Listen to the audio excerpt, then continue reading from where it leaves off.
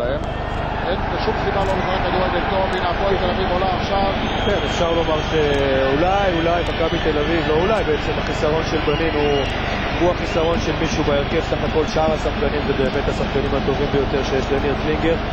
מה שמאפיין את שתי הקבוצות האלה, בוא נגיד עד המחזור הזה, עד המשחק של היום, זה שהפועל תל אביב הייתה די יציבה, אבל היא הייתה יציבה בבינוניות שלה, היא לא התעלתה לרמות גבוהות כמו שראינו את הפועל תל אביב בעבר, והיא צריכה ויכולה להגיע ליכולות יותר גבוהות. מכבי תל אביב התנדנדה בין משחקים עם יכולת מצוינת לבין משחקים עם יכולת פחות טובה, ונראה איזה מכבי נקבל היום.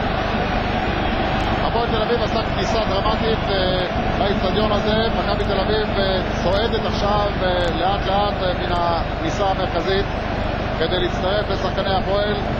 מקבלת מהם שם השופט דני קורן, בכיר השופטים של ישראל היום, ואחרי שהתפוגג יקום לו העשן הסמיך האדום שמציב עכשיו את האצטדיון, השחקנים יוכלו לראות את זה וגם לומר שלום ולצעוד למרכז המגרש.